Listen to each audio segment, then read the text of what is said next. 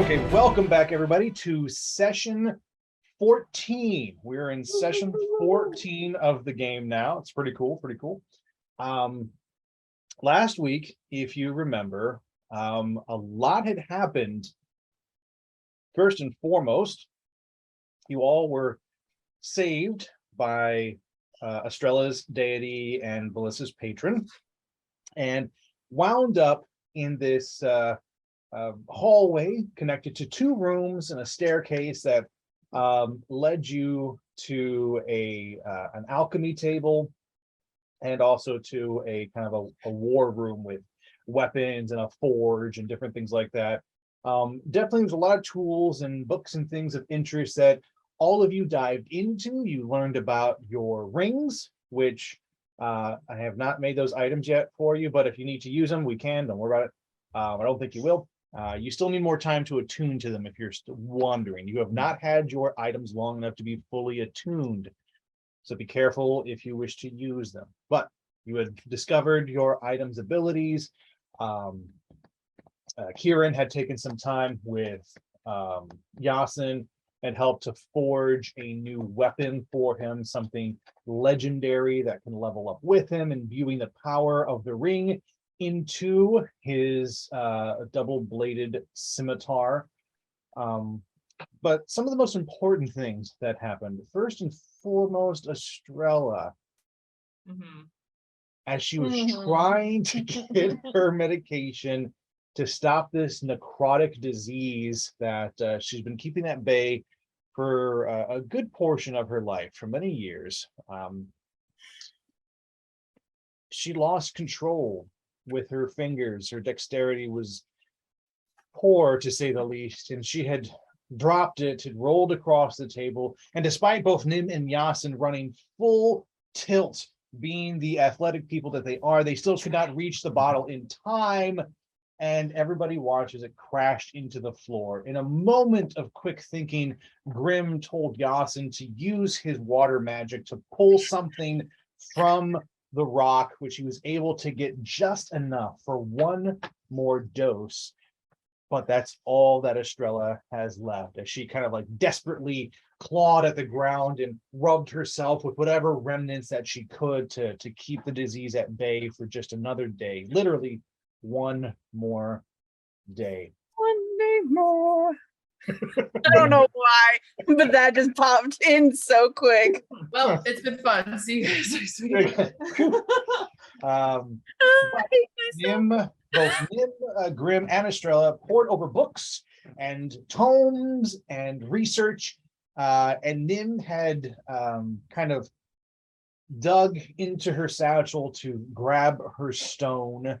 And between the power of this gem, the creature, and the deals that she's making with it, and Estrella and Grim's knowledge with the tomes, you were able to discover everything that was needed to make a new potion. You have all 5 ingredients, the knowledge of them. 3 of them you found within this alchemic laboratory, but 2 more you still need to find. So you still need to find 2 more within about a day and a half before Estrella will once again run out of all of her medication and start to slowly succumb to the disease. However, just as a reminder, Estrella knows that she is at 1 strike, 1 out of 5. If she misses 5 doses in any which way, shape, or form, the necrotic damage will actually become stronger than the medicine she currently has. Think of it like an antibiotic. If you miss too many doses, the disease will adapt to that antibiotic and grow resistant. So same principle that we're using with this necrotic damage. So that was one big moment. The second big moment, if we remember, is that Kieran, while trying to discern what this other presence was he was feeling, his spiritual awareness has increased since he came so close to death so many times, almost as if his body is existing both in the astral plane and in our physical plane simultaneously. And he could feel this little creature that Nim talks to, this creature trapped inside her gem. And as he tried to reach out and make contact, he lost consciousness entirely, and his body was just Doctor Stranged right into the astral plane. Estrella, rushing to his side, reached out also with her own astral projection, and the double ones of death. And Estrella, you managed to enter the astral plane as well, seeing Kieran there on this road, this cobblestone road, somewhere within the same realm that the tavern exists at, where Thaunis is from. And Kieran came face to face with an entity that called herself the Night Mother, that spoke in both his voice and in the voice of a woman, and sometimes simultaneously, sometimes alternating. She seemed both interested in killing and helping him and the rest of the party. And the more Kieran tried to get to the bottom of who she was, the more Kieran discovered that there is some sort of a connection that the Night Mother has to him and his people, mainly through the soul gem that she acquired from him before he had traveled through the portal, before he fell through time. He had lost his soul gem, and that soul gem is now a part of the Night Mother. And so she shares a lot of his memories and a lot of the memories of his people from the salt. Those were the big reveals. But as all of you came to, as Estrella brought Kieran back from the astral plane, Impa, this Sheikah warrior and priestess, came running down the stairs, saying that Link and Princess Zelda had sent her to find the five of you in the caverns to bring you out because the king was dying. Her father was dying, and they needed the help of the five warriors who had saved her in the mines. As you come out into the surface, or onto the surface, it is midday, about 11, 12 o'clock-ish, somewhere in that time frame. Yeah, I don't know if I said exactly midday. I saw that look, Graham. I got you. But it is late morning. You have spent over 24 hours in the caves, and as when you come out, the light is blinding. But again, when you adjust to it, before you see a refugee camp, people of all sorts gathering around in different groups around fires, setting up tents. There is a marketplace that is starting to kind of become active and thrive. And you get the sense that these people are displaced from not just Hyrule, but other places that maybe have nothing to do with the land of Hyrule. And you know that for a fact because off to one side, you see two tents with people you recognize. The first is what's left of the pirate crew under Captain Persian Cassire. His pirates are there outside the tent. And then right next to them are some very recognizable goblins that a lot of you met in Faerun, particularly Thok, who is out there in his glorious oldness with a cane, just sort of looking around and surveying kind of the camp as it gets into full swing. As you look down the main way, you can also see Hyrule Castle. In fact, the courtyard, this outer courtyard, is where the refugee camp exists. And Hyrule Castle looks like it has seen better days. There are bricks and stone that have been blown away by what looks like siege catapults. There are ladders that exist along the outside of it as if they had fought off an invasion. The ground is scorched in areas as if something had been burning and was put out. There are fires that you can see smoldering in the back parts of the castle. Something went down, and Captain Persian had said as much. It's the reason why he was able to come in the first time and sneak out some gold, and why he wanted to come back for more. They have been under siege. And so that is where we start today's session. The five of you out in this outer courtyard with Impa in this early morning. Now, Impa, is looking up at the five of you. She's not short, like not like a halfling or like a hobbit or something like that. She's just a small elf. So she's definitely smaller than all of you, coming to about your chests on average, except Grim, who's a little bit taller than everybody else. So, and Impa looks up at all of you and she goes, Grim forgot she was tall. I'm supposing that all of you need to be rested for a bit and perhaps resupplying and doing what you need to do with all of that. And I understand, but I'd ask that whatever it is that you're about to do it quickly. The king's health is in decline. I don't know why Princess Zelda thinks that the five of you might be able to do anything, but she does, and she trusts all of you. And she told me the story of how you helped rescue her, so I'm inclined to trust you a bit myself. If you need me, I'll be closer to the castle's main doors ready for you when you're ready to enter. Do you have any questions now before I go? I would like your assistance with this ring I acquired. Oh, a bit of magic, sure. Yeah, I suppose I could spare the time. I can do this quickly for you.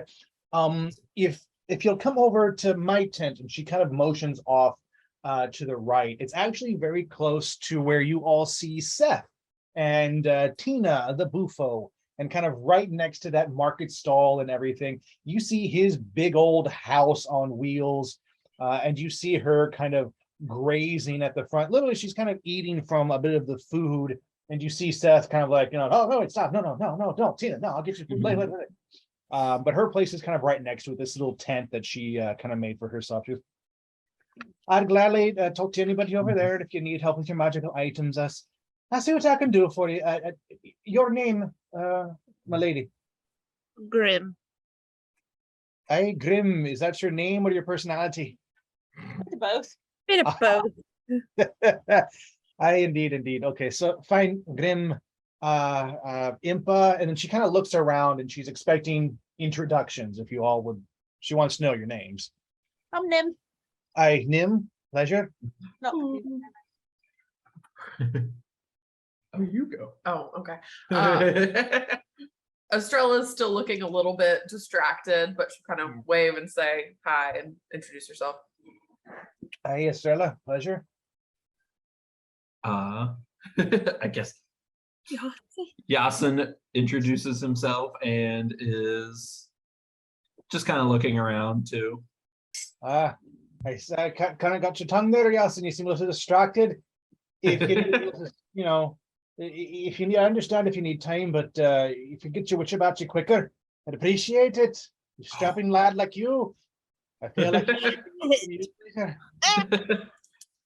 And finally, you, sir, with the fascinating rock arm. I don't think I've never seen magic like that before. It's almost as if you're part golem. Earth Genasi. The name's Kieran, but he's just kind of like a little bit spacey. Mm-hmm. And he just kind of fades off and stares at the ground a little bit and like off to the side. He's looking a little paler than usual. A little more Actually, towards a little slatish, not quite so granite. Then he kind of snaps on. Oh, sorry. I get it. Did I say my name is Kieran? Yes, that's Hey, you did a lot, Kieran. that's Pleasure to meet you. Genasi.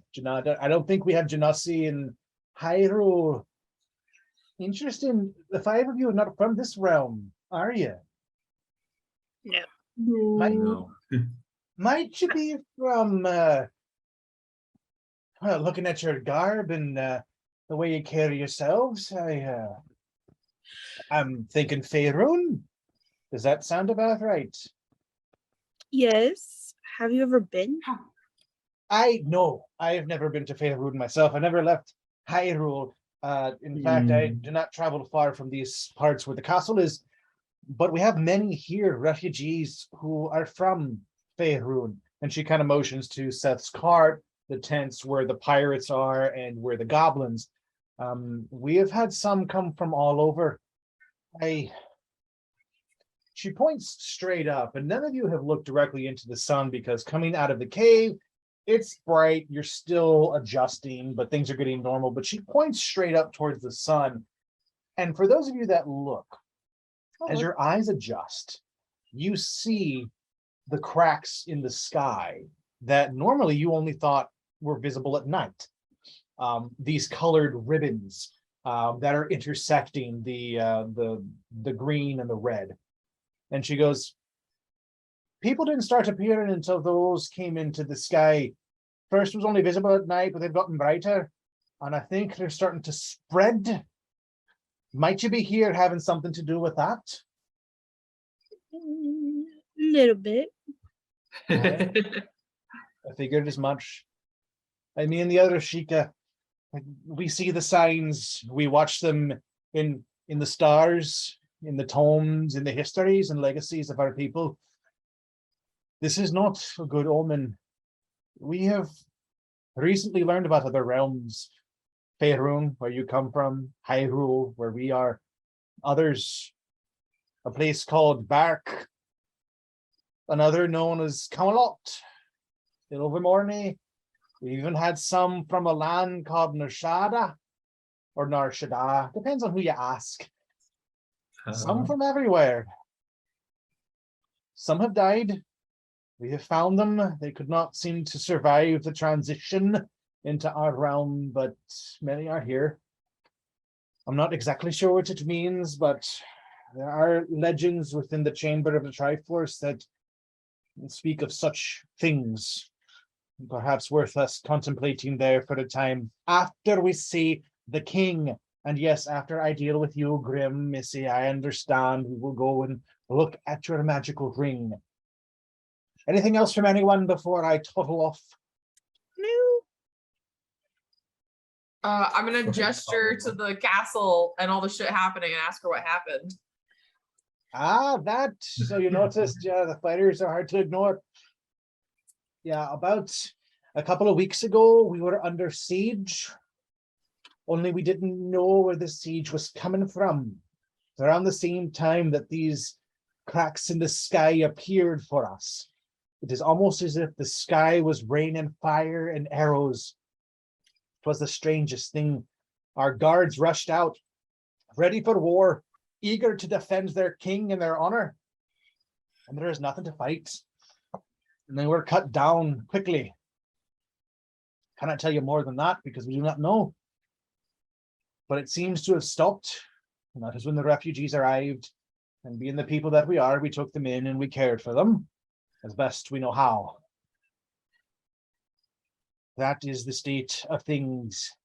If you have any information that could be of help to us, we would appreciate it.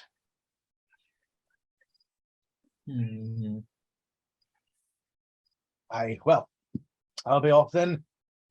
Grim, if you'd like to follow me over to my tent, I can do a couple of rituals to see if I can uncover exactly what the little trinket is that you're wearing. The rest of you are free to wander about, talk to who you will, get what you need, but again, please be quick. And I will be by the castle entrance as soon as I finish with Grim here. So if you could, and she just sort of motions and turns to walk towards her tent. I follow. Cool. So we know where Grim's going. What do the rest of you want to do? Clarifying question. Yeah.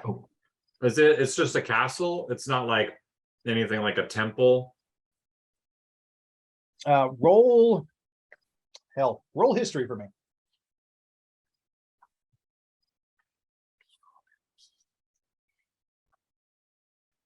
That's a I'm struggling. 21 21. Oh, nice. with a +6 to history. Oh yeah, boy. So here's what you know, Kieran. Everything seems familiar to you. And you're not sure why. It's almost a feeling of deja vu. It could be the wolf spirit that kind of had possessed you for a time. This sharing of minds and history between the two of you. The wolf is intimately connected to this land, to Hyrule, to the Triforce. And as such, when you look on this land, it feels almost like home, even though you know it has nothing to do with home. So when you see the castle, you know that it has been there for hundreds of years. And its shape has remained almost true in that entire time. And then at one point, the castle was less about housing the king and queen and the royal court, but was a temple dedicated to Hylia and the protection of the Triforce. I'm gonna head there. Kind of like mindlessly walking a little bit, kind of nudge past my friends here and just kind of like walks zombie-like towards it. Okay, what are the rest of you doing? I'm gonna go over to the shipmates. Okay, Yeah, the pirates. Well, shipmate. We were there. shipmates, it's the same. Yeah, I heard Yeah, shipmates for sure. great. I'm glad I wasn't the only one. No, I was like, what are your shipmates, like bad friends? She's going to see the seaman. It's the people that they go to the bathroom with, you know, you got, it's only a select few, you're like, yeah.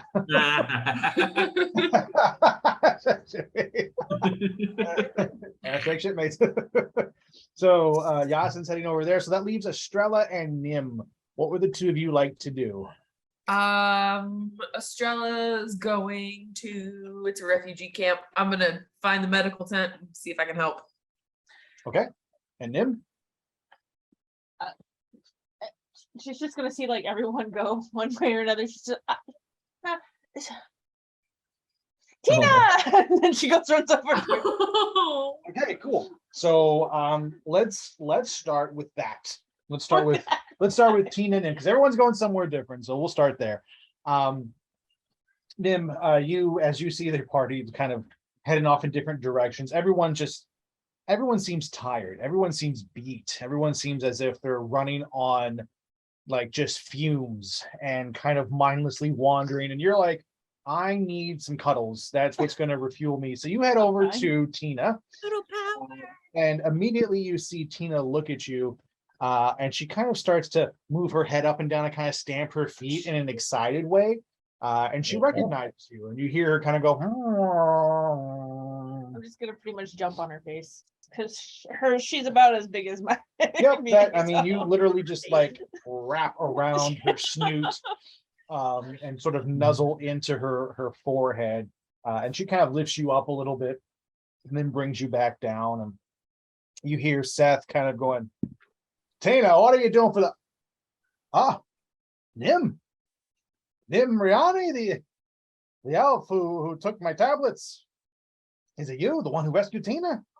You took the little rocks, yeah? You took the rocks. That's my one and only. I did not expect to see you. Are the others with you? Well, they're around here somewhere, but I didn't expect to see you here. I mean, I'm an adventurer. You're a businessman. Like, Oh yeah, I'm a better business than to come to a new realm. Yes, to find new people to sell my wares to. They've never seen any of my stuff before. It's going like hotcakes right off the shelf. Whew, it's amazing. that's awesome. It is It's very good for you. very. And it's keeping Tina here very fat and plump, I'm sure. Oh, she gets to eat whatever she wants. I mean, I kind of don't like it when she eats the apples because I like the apples, but you know, whatever. Apples go good with mice. Trust me. I see you still got yours, the rodent. Ooh, He is not a mouse. now he's a rat. He's gotten bigger. I can smell it. Yes.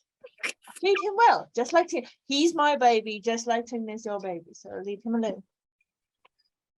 It was between my survival and Tina's. I'd eat it in a heartbeat. I'm just saying. Tina. I might have to get you out of here, Tina. I kid. Sure. She's like my child. I kid. I had you rescued. I could let her go. Trust me, I kid. But do I? Anyway, look, what brings you and the others here? A boat and a big portal. And then we kind of crashed. And then we kind of had to go through a big cave. And there was a explosion? No, cave in. Yeah. There was That's a couple of those. We felt that up here. We did. Yes. That was we thought maybe that an attack was happening, but I guess not. It was happening on us. But you handled that as you handled everything. I mean, you Oh know. yeah. I got it. Easy Don't worry peasy. about it. Good, Killed a good. big spider for you, just so you know. It smells different about you. It's not the rat either. I don't. I kid. It's not the rat. Kind Smells. of holds her pouch with the crumbs away from him, like It's not your rat. It's not your rat. Your scent is changed. Well, you- that's just rude. No. This isn't like what you think. This is not like body odor smell. I don't really care about that. You do, but it's not that. Okay. It's not that. It's everybody's got a scent, like you can find. I don't care how much you wash, I don't care what you do. Everybody's got a unique scent to them. It only doesn't change. It's almost the same since birth. What did I used to smell like? Honestly, it used to smell like leaves and river water and a little bit of like mud, like you'd been out there, adventuring and stuff. Very It's, natural smell. I Yeah, guess. honestly, you kind of smell like a wood elf, which is surprising because you're a high elf. So, normally they smell like perfumes and shit. So it's an interesting mix. But yeah, You no. see why I don't want to be like the high elf. So I there you go. understand. It's a good smell. It's a woodsy smell. You don't smell quite like that. Like you do, but if I didn't see you, I think you're Like- another person. What else do you smell? I expect what is Dawson saying? Smell the shit. I smell like shipmates. Ah, you smell like there's like a musk to it. It's deep, almost like you get with mushrooms in a cave. Oh well, I've just been in a no, sweetie. I can tell the difference between where you've been and who you are. Trust me. cave. This Are you is sure it's not Yostin's like manly muskiness, like rubbing off on it? He's pretty. Or Kieran, he smells like a rock. So yeah, that's a rock. Very Yeah. fascinating. That's the Genasi. Yeah, well, I've met a couple. I don't like them. It's nothing. It's nothing. Don't worry about it. It's just a different sort of smell. Maybe if you wash it, it'll be gone. I don't know. Just smells dark, like I want to say necrotic, but it's not that bad. It doesn't smell like death, but it smells like death's on your doorstep. Estrella's over there. did you smell any of that on Estrella last time? No. She was the half elf. Yeah, the pretty one with the long curls and the armor Yeah. and stuff. Yeah. No. She smelled like honestly, she smelled like medicine and roses. It's an interesting mix. I would have known a necrotic smell, trust me. I never thought about smelling my friends before. I didn't think they had a I smell. don't think elves are that good. I'm just saying, sweetie, but I don't know. Now you got it in my head, and now I'm gonna have to go around sniffing my friends, and that's just gonna be weird. yeah, have fun with that. I've tried doing it, and most people don't like it, especially when you get near the butts. So what brings you here? Okay, I enjoy the small talk. It's fun. It's great. I got things to do though. Oh, So you got- anything new? Like what? Like you're looking for a weapon? You're looking for a piece of armor? You're looking for a jewel? Another rock? What you want? I do love rocks, but I don't know. Everybody just kind of went their own separate way, and knew you and Tina, so I figured I'd wander over here. Might have to go find them soon now. I may have something. I might. But You holding out on me? depends what you got to trade. I need to know the trade before I show you. Trust me, it's that good. I don't have something to trade necessarily, but I do have something interesting to show you. You're very good at history, right? I like to think so. Yes. She's gonna grab the little orange stone that Kieran gave back to her, and she's gonna hold it out to him. What do you think about this? Is that from your Genasi friend? Well, I found it in the cave, but he said there was something about it. Oh, there's something about that. All right. I know what that is. That is special. That is good. Huh. Are you gonna trade it? Or do you just wanna like show me mine, I show you yours kind of thing? I just said you might want to see it because it's cool. All right, fine. You showed me yours. I'll show you mine. Come on, come That's inside. right, I'll that's show you what it is. We'll talk. We'll talk. You know, later. See if we can work out the deal. And he kind of, you see him. Now he has a ladder, and he just kind of climbed this ladder. And you hear him grunting a little bit, and goes through a The window. little oath there, always says. Shut up! Shut up! And goes inside, and you hear kind of like a crash, meow, and then and the door opens up, and it's like, hey, come on in. Never mind the mess. Let's move over to Grim. So Grim, you follow Impa. You watch and see Estrella head over towards the medical tent. Yasin's going with the pirates. Kieran, you just watched him wander off, and then you hear this mooing from Tina and turn to see Nim just like onto the nose of that giant cow, and you take it all in stride, and you keep following Impa, and you go inside to the tent. Inside the tent is different cloth just hung up everywhere, very kind of Bohemian meets Arabian Nights, lots of furs and silks and things thrown up everywhere in very coordinated fashion, almost to make this place feel as if it was a meditation area. And in fact, in the center, there is a burning pile of incense there. It has a very almost sage-like aroma that fills up her tent. It's strong, but it's not unpleasant. And there is a little rug mat on the floor, and you watch Impa kind of just square herself into it and sit cross-legged and straighten out her back. And she goes, all right, let's see this gizmo ring you've got. She wants me to analyze for you. Okay. I guess I go up to her, take off the ring and hand it to her. And she grabs it from you and looks at it. She goes, okay, let's see here.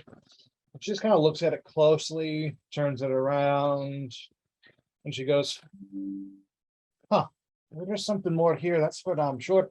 And you watch her cup it into her palms and just like squeeze together really tight. And as she starts to squeeze, you see this little bit of light that kind of escapes through the cracks between her two palms. And it's a very bright orange light. She goes, all right, typical, let's go deeper. And as she does, the light starts to change, and you watch it go from being a white to a yellow to a blue into this really deep purple, almost like the way when you stare into a black light. It's this deep purple. And you see her just kind of look up at you, and she goes, I think you know what this is, don't you, lass? Why don't you tell me a type of ring you think this might be? Necromancy? Aye, this was a ring of a necromancer for sure. Here, you can have it back. Fascinating with it. Not that I'm for or against necrotic magic, mind you. Magic is magic. It's what you do with it. I could care less for what it does. But it's interesting that I could tell it belonged to a necromancer. This is more than just a ring that does necromancy, if you will. It belonged to a person. Particular vibe that it gives off. It's strong. It was a male. Old, probably an elf. By the feel of it, there's a certain energy that our kind give off. Clearly not from my realm, probably more from yours. I don't quite recognize the elven type. But this person, well, by the magic he put inside it, is specialized in particular in doing two things with it. One, causing necrotic damage, literally infusing it into other people. But it seemed that was a means to an end, and he was looking more into controlling the dead. Pretty atypical for a necromancer, if you ask me, but this ring is imbued with his ability to summon the dead, if you will. something I do is very cautiously if I were you. Anything that has died does not serve a particular master. And if your magic isn't worth a snuff, what you summon may turn against you, dearie. Something to keep in mind. Okay. Well, Anything- thank you. Of course, anything else that you'd wish to know? Where's the nearest graveyard? So would I like have to communicate with the ring? Do you know how, basically, does she know how to wield it? Pew, pew, Pew, pew, pew. pew. Not like that. Pew pew. She goes, if you will, if I could, please. And she holds out for the ring again. I'm not particularly attuned to it, but I tend to attune quickly. And she puts the ring on. She goes, arrogant bastard you were. Okay. You watch her, and she looks around her room, and she goes, this'll do, this'll do. And she grabs this jar that was hidden behind some linens and rags and things like that. And inside the jar are bones, just kind of floating around, almost like pickled bones that Impa has. And she goes, all right, let's see what I can do with this here. And you watch her just take her hands and just kind of cast them in front of this jar, back and forth a little bit. And then she goes, undead spirit, I call you forth. And as such, all of these bones start to swirl and form into what looks like a small bird-like creature. Could have been a crow, could have been a chicken, just a little bird just kind of sitting on there, all formed together. And then you watch as she kind of dances her hand back and forth, and the little thing follows her movements. And she goes, there's no life in it, if that's what you're wondering. It's completely dead, always has been, always will be. But I have a modicum of control over it. Mind you, if I was fully attuned to this, I might be able to summon something more like a spirit or a full body. But for that, I can make bones do a little jig for you if you can. It's quite simple, my dear. And as she takes the ring off, the bones kind of and just go back into the liquid and ooze around. She hands you the ring. And she goes, it's simply a matter of the mind and of the will. It's no invocation. It's no hand gesture that will do it for you. It's about thinking what you want and concentrating. And if you concentrate hard enough, you can bring something back that will be a warrior for you, stand by your side. But it's all up to you. Now, do you have any other questions for me, dear? I'm good. Thank you. You're welcome. And so now what Impa has told you is absolutely true. This ring comes imbued with the power to summon undead. That is the spell in D&D, and so that's what I will be attaching to the ring as I make the item and place it in your inventory. It's a concentration-based spell, lasts for up to 1 hour, as long as your concentration isn't broken. And you call forth an undead spirit. It manifests in an unoccupied space, and it uses the undead spirit stat block. When you cast the spell, you can choose its form. It can be ghostly, it could be a putrid zombie-like thing, or it could be a skeleton. After it does that, you can use this sucker in combat. Nice. You got yourself a little gooby goober. Now that's just kind of how I would say you can use it like this. However, be creative with it. If you can summon the undead, be creative with how you might use that. But yeah, that's what the ring does. Got Have fun. some ideas. You have fun with that. What are your plans now? So as you leave Impa's tent, what is your next plan of action? Well, you said there were tents. Were there tents with like supplies? Or Yes. anything? There you see, so to your right, you can see Seth's wares, and you see that he has a lot of food and stuff outside. Past him, you can see that there is a forge that is set up. There's somebody working on armor and weapons that are kind of laid out in front of you, different things like that.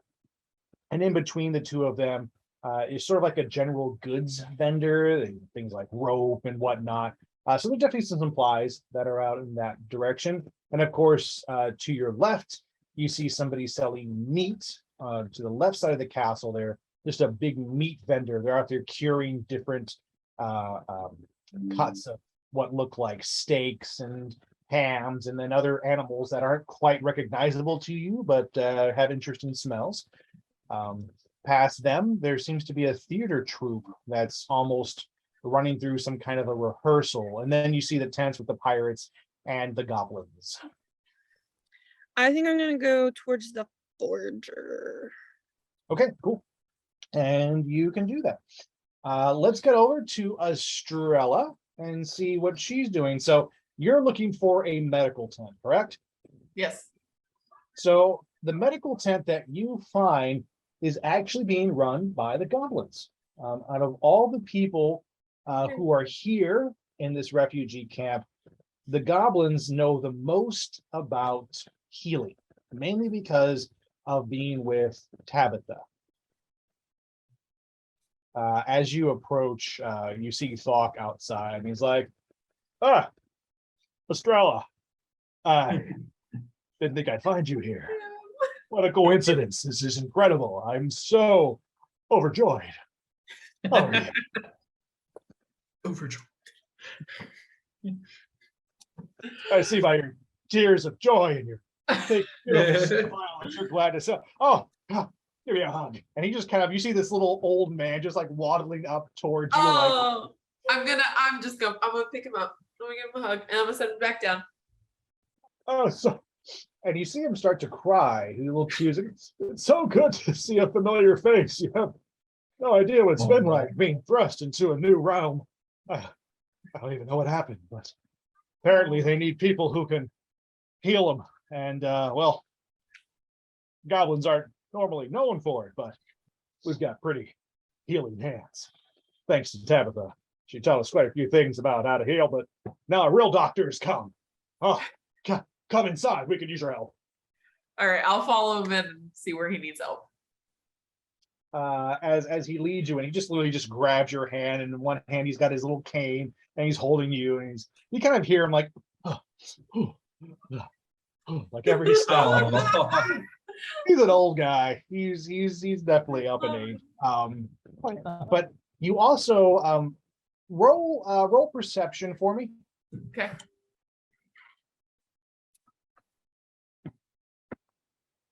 Ooh, not bad. 20, dirty. Mm-hmm.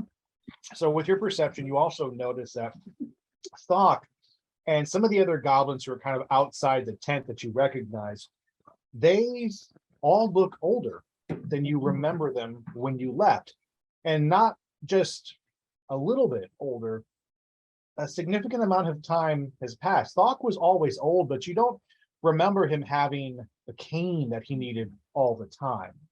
You don't remember him huffing when he walked, and the beard that he has gotten longer, where before it was kind of around his chest and was very neatly groomed. Now it's down towards his belly, and you can see a lot more wrinkles on him. I'll ask him how much time it's been since we last saw each other. Oh, since that tragic day where we lost Tabby. Well, it's been about 5 years. For you elves, I know it's not a lot of time, but for goblins, well, we don't live quite so long. I'm getting up there. I guess in your people's terms, I'd be a few hundred years old. I just like to tell people I'm a few hundred years old. It's not true, but gods, it feels like it. How long's it been for you? Like it's been 5 years, right? I can't tell in an elf face. Your face is never going to change. No. How long has it been? How for long us? has it been for us? Months? At few most, it's been months? weeks. Like weeks. I was gonna say a couple weeks. Yep. It's just been a couple of weeks Been since the jumping. last time you saw Thog. It's probably been at most a week, maybe week and a half-ish. You've all been a party and journeying together for the better part of 2 to 3 weeks. You're getting close to a month. But time has moved very slow for you. Anniversary. Weird. That's what happens when you jump around. And we lost a year when we went into the castle. So Mm. as you tell Thok that, he goes, "Oh fuck, that's weird. You think it has something to do with this portal hopping, traveling through realms? I guess. Interesting. When you went into the castle and came out, some time had passed, a couple of years. I remember that. But now, a whole 5, and it's only been weeks. Well, that's weird. Oh, come on. And he leads you in. Inside, there are a couple of cots. It's a decent sized tent, but not huge. And there are about 2 cots in there. And in one of them is Captain Cassian himself on the bed. He is still unconscious. He has been bandaged, and you can tell that the bandages all have this kind of like a poultice just infused into them, just herbs and mosses and different things like that. And as Thought brings you over, he goes, Tabitha taught us the basics of, working with the land and finding what you need for medicine. And so we put together a poultice here. It's made out of moss and other ingredients that I don't fully remember, but these little guys do. And we put that on every wound that he has, but he was pretty broken up. Feel like he was ejected off of the top of a tall structure and slammed into a bed of rocks. So I hope that's not what happened, because that would be terrible if it did, but there's a lot of broken. Eternally. What happened to him again? I wasn't there for that. He was literally ejected from the top It's of exactly that. He was thrown off into the a pile ship. of rocks. It's literally that. That's literally what happened to him. As the ship crashed, he was on the highest most point and just and right into just a bed of sharp rocks. Man almost died. Right there. Oh yeah, he basically dead But he saving. lived. Well, he's But on did the you stilts die? This is a little coma. Oh, it's just a little coma. It's just a little Yeah. coma. Nobody ever gets hurt from a little Yeah. coma once in a while. Can I try spare the dying on him and see if he Well, wakes he's up? not dying. He's not dying, so you don't need to do spare the dying. He's alive. He's just in a coma. And as you examine him, Stuff for coma. you can tell that the poultice is working on his wounds. That they did everything correct, but he is in. You wouldn't know it as a coma per se, but he's not waking up. For you, it's as if his spirit and his body are a little disconnected, and doesn't matter what happens to his body. There's something that's not quite connected there. I mean, literally, when he hit the rocks, I think he gave up the ghost. So He gave up. He just gave up.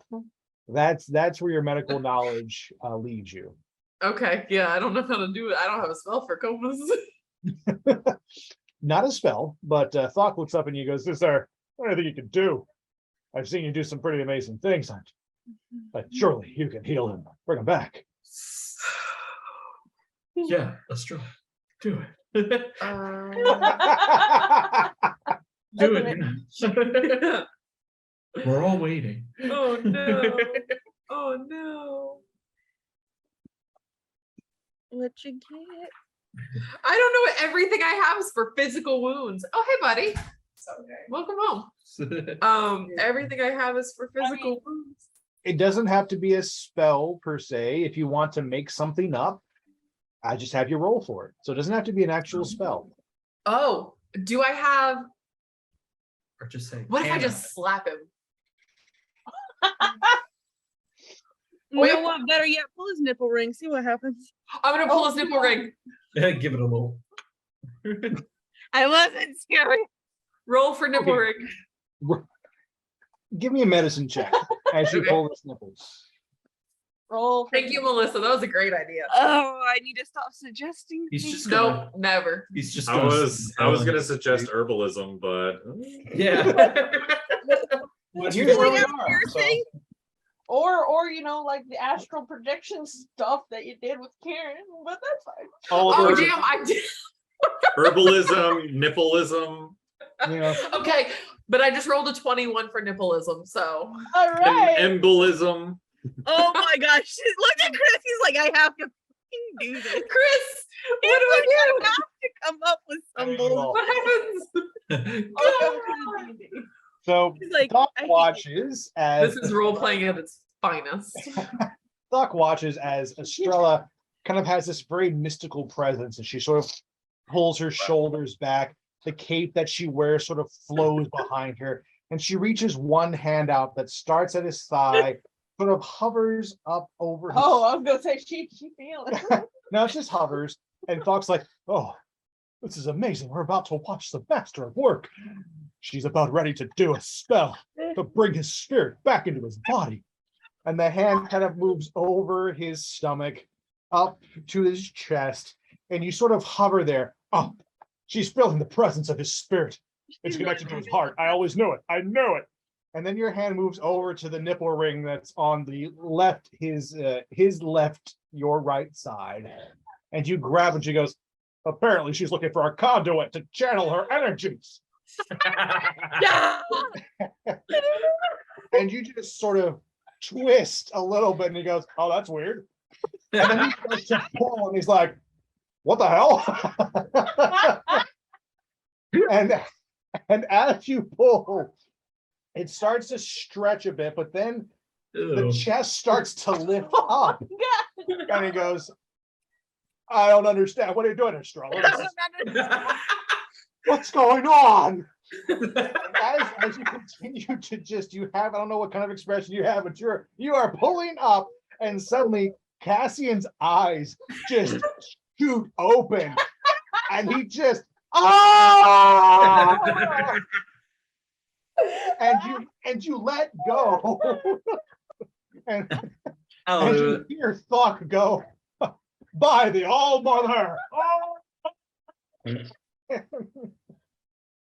And No smelling. Cassian's head like immediately like shoots to his pec, and he just cradles like his bruised purple nurple that he's got, and he breathes heavy, but he looks right at you, Estrella, and he goes, oh, how dare you? What happened? Oh, the whole time Estrella has looked mystical as fuck. She just channeling divine energy. Oh my god. Oh, I need a minute. I'm gonna look down. I'm just gonna give him a little pat and say, welcome back, buddy. You just need a Thok little is gonna jolt. run over and go, the lady Estrella has healed you with her mystical energies. She has reached through the portal in your I nip healed you. You are to healed. bring back the spirit into its body. This was truly an amazing experience, and I bring tears to my eyes. You were saved. Oh, you're saved. And Cassian just like Cassire, Persian Cassire, he looks at Thok, he looks at Estrella, and he looks at his nipple, which has turned a couple of colors by now. He's like, yeah, this is gone all shades of like deep purple right now. And he's like, well, The biggest purple nipple of. I suppose that beats dying. I will You're welcome. And I'm gonna leave. As you have tears Adam, and he in goes, your face, "Ow." you're welcome. he looks at one of the other goblins and he's like, can I have some ointment? My poultice. Some eyes. Doc walks out with you, and he grabs your hand and he goes, I knew Crack laugh too I knew I was watching a master at work. Thank you for that. I will remember hard. to grab, squeeze, and pull. And the spirit returns. Oh, it's magic unlock. 10 Is there years anything- later, there's an army of like medics, combat medics with you must live. Across the centuries get nipple rings so they can be revived. Channel the magic of Oh. Estrella. I can't. Oh my god. Oh, legendary. Legendary. Best Ah, best moment in the entire So campaign. Oh my gosh. I'm not. so Thok looks up at you, Estrella. And he's super excited. And you have kept your composure this whole time. And he goes, is there anything that you need? Anything we could do for you? Anything you'd like to know? I'm at your disposal. Oh yeah, I'm gonna see. Whew. I'm gonna see if he has the stuff I need for my medicine. Yeah, I'm gonna ask him if he has the components I need. For my thingy, and like I'm gonna get some more bandages and see if he's got it. Sure. And so I'm gonna stop. sitting so here. he's got something for you. Thok runs back to his stores, as you tell him. And he the component was like a marigold bell, like one of the marigold and then Yeah, it was- marigold and bluebell. yeah, and the bluebell. Yeah. So he runs back and comes out with some bandages. He's got a kind of a pack of the poultice, if you will. He sort of packed it into a small wrapping that you can use. He goes, even if it dries out, all you gotta do is just get it wet again and it'll work just fine. And so he gives those to you. And then he pulls out this little small leather pouch. And inside of it are the petals of a crushed marigold in there. About half a pouch worth. It's a small little thing, easy to hold. He goes, we just sort of had these. Tabitha used to tell us to kind of take different flowers and crush them. You can combine them to do different healing potions and poultices and things like that. So we had, this is all the marigold we have. I don't know about the bluebell bonnet flower. Actually, I've never heard of that. I'm not sure it grows in Faerun, actually, but who knows? Maybe it's here in Hyrule. It's all the other elves. There's a bunch of weird elves here. I don't fully understand what they're saying half the time, but who knows? But you're one step closer. What do you need it for? If you don't mind me asking. Oh, stop! I want to tell him the truth. I'm a zombie. I'm gonna tell him it's for an experiment. Ah, It's no big deal. It's all chill. And I'm gonna shake his little hand. And I'm gonna tell him to be safe. And I'm gonna leave. And I'm gonna look around and see if I can find bluebells around here. roll investigation. And then roll nature. 2 rolls for me. Okay, that's not good. Investigation is a 7. Okay. And nature is a 12. Okay. We will see what that does for you later. Let's move over to hey, random head in the corner. How's it going? Let's head over to Yasin. You are heading over to the pirates' tent. Yes. Yes. So as you kind of step over to them, you're kind of walking with Estrella half the time. You see what's going on. And as you get to the tent and start talking with the other pirates, you hear the howl of Captain Catsire. And you bear witness as Thok comes out and is like holding Estrella and like, oh yeah, and you hear all of these things, this kind of amazing stuff. And you watch her just sort of gracefully leave after doing all these amazing feats and getting a pouch from him. And it's like this, like, what the hell just happened? But not too long after she leaves, you hear you've got Bob the pirate. It was Bob.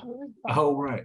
And then Bob kind of comes up and he goes, well, if it isn't the previous captain of all ship, Mr. Yossin himself, Captain Sir, how's it going? Well, it's been a like wrong time since we've seen you. I mean, after you sort of just brought the captain back from the brink of death, you all headed off right into the caves. Did you find Grim? Did you get her back? Okay, so it cut out for a second. Could you say that again? I'm sorry. Well, I have that problem sometimes. It's the teeth that gets in the way. I totally understand. I was saying, did you find Grim? I mean, you left in such a rush. Yes, we did find Grim. She got taken over by a weird green man. There were some hyena people. All right, no. There was your cabin boy who was actually really useful. He was super cool. Oh, I knew he'd come through. I just knew it. I had to think about him. He's such a good one. That Chuckles, I love him. Chuckles was super helpful. I got an improvement for my sword. Oh, right, look at that. Oh, that's right, fancy. That's a proper captain's weapon if I ever did see one right there. Yes, sir. Look at you. Little bit.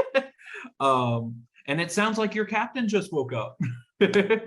So Right, that's I think good. It was his howl, if I'm not mistaken. That did sound like old Captain Persian himself over there. And like right as he's saying that, you see the captain like throw back the flap of the tent next door and step out. And he's breathing heavy. He's got bandages all around his midsection, his arms. He's holding his chest. Ice pack. Just he's got like a pack of like poultice that's just pressed right up against there. He tries to straighten himself up, and he's got his jacket laying across his shoulders like a cape. He can't get his arms through it, and he can't straighten up too much. So all the broken ribs are sort of making that difficult. But he comes up to you, and he goes, "Right, your little girlfriend savvy about ripped off my manhood, and I swear it brought me back from death." I go, yeah, she's a good one. She's scary. Oh. She's a good one. Yossin, it's good to see you again. And Just like clap him on the shoulder. It's good to see you too, bro. oh God, thank you. That's beautiful. Oh man, that's fine. Yep. And Captain Yossin here, Captain Yossin and the rest of his mates, they're the ones that saved you from the rocks down below. They're the reason why you're not dead, sir. Oh, is that right? That's well, and he bows to you again. His hand has never left his nipple, but he bows to you and kind of raises back up. And he's like, "Sir, I am indebted to you. Whatever you need, whatever I can do, I owe you a life debt, sir, and I will repay it. Now, please come inside. Let's go inside the tent. The least I can do for right now is pour you a nice brandy, and we can talk." And so as you go inside, you can see that some of the captain's personal belongings from his room, which some of them are your personal belongings from what was your room, are in the tent. The globe is there, and he opens it up, and it's the first time you see him move his hand away from his nipple, and the poultice pack is just in his hand. He kind of lays it down, and this sucker, it's a shiner. It's just the most gorgeous purple color you could ever see, that just really stands out against his bluish skin.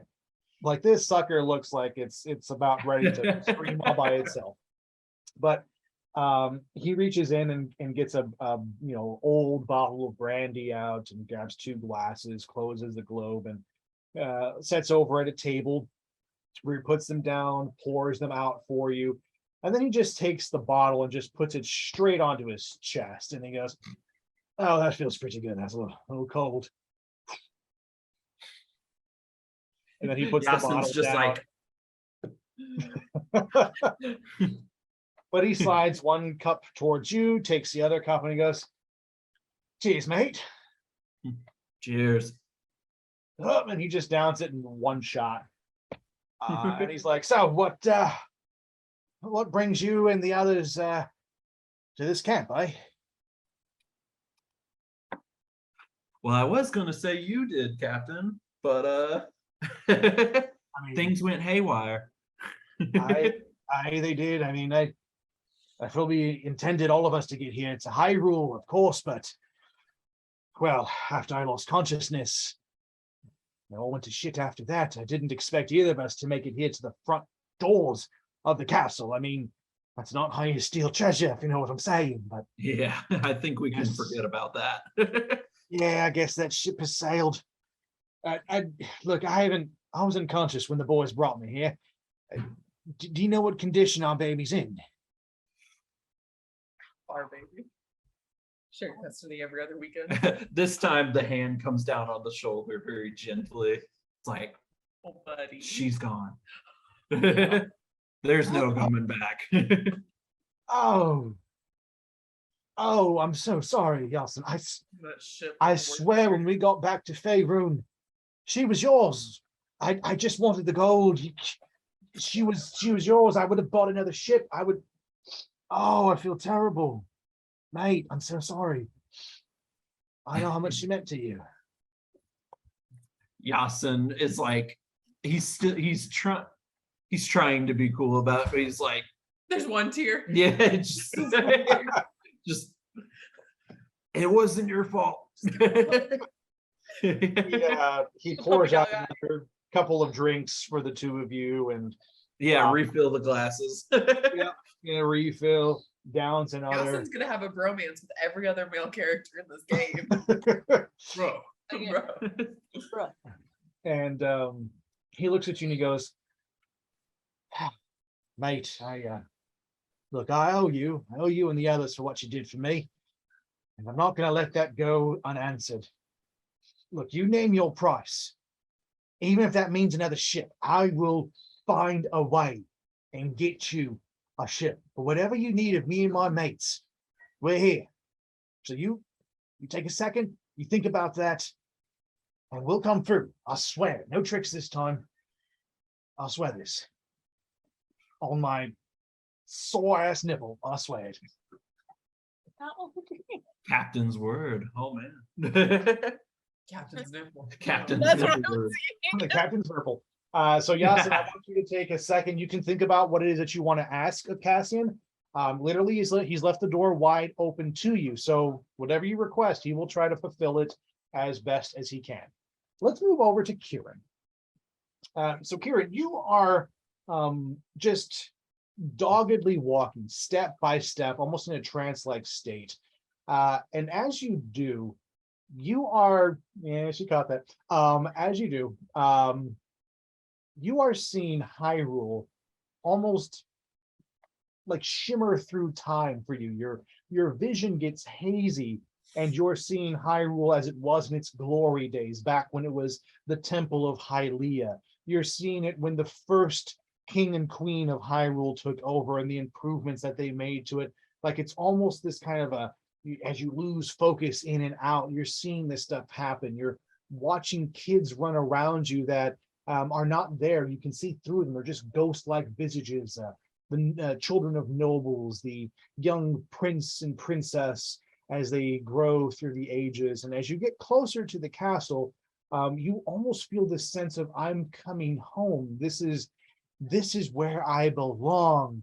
Finally, I've made it. And right as you get ready to step up to where you're close enough to touch the door, you feel this very rude, strong hand just kind of shock you out of everything, back to yourself, back to this present time. And it's the hand of a guard who just looks at you. He is in full regalia. He is glorious. He's got these long red and purple tunic that he wears with the symbol of the Hylian crest on it.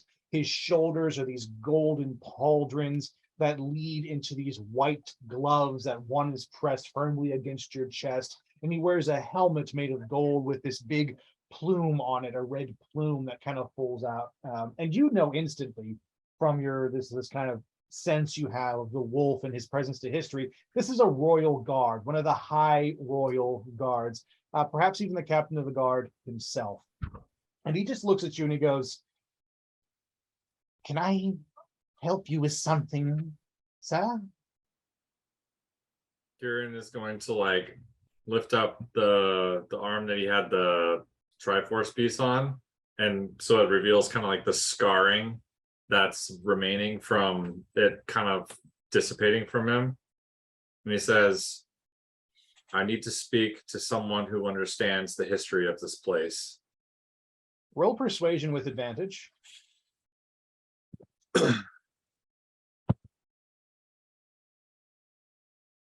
That's a 17. Okay. 18 minus 1. This guard looks at you, looks at this marking, and you can tell he instantly recognizes it, as you knew he would. Every guard in all of Hyrule would recognize this marking. And as his eyes widen and then kind of come back to normal, you see him straighten up, and he goes, I want to help you. This is unprecedented. We have not seen one of those marked by Hylia in quite some time. Even our princess does not bear the mark, as her people have for centuries. Look, wait here. Let me see what I can do. I can grant you an audience. I will grant you an audience. Just wait here, okay? As you watch him, you watch him look at the other guard and kind of nod at him, and the other guard nods like, "Yep, I got it. I'll take over watch." And he rushes inside, kind of uses a smaller door attached to the giant big one. It sort of opens up as a normal door would, closes behind you, hear it lock, and he rushes in. As you are just sort of waiting around, Impa has finished with Grim, and she's doing as she said she would. She was going to wait for the party at the entrance of the castle, and Impa kind of comes up to you and she goes, "Oi, Kieran, was it?" Yes, that's me. Fascinating that you're the first one here. I honestly didn't think I'd see any of you until closer to nightfall. You're eager to get in and meet the king already, are you? Not precisely. I'm seeing things, flashes of time, histories, scenes of this place from before, and I kind of open up to her about like as she kind of responds with a reaction of, I'm guessing, surprise. Mm-hmm. I'll let her know, like, I'm not from here, and I'm not from Faerun, and I'm not like the others. I'm from a different time, a different dimension of sorts. I don't fully understand exactly how it works, but I'm trying to piece it together, and it's getting steadily more difficult. And I'm at a point where I need help, and I feel like this is a place that can help me. My boy.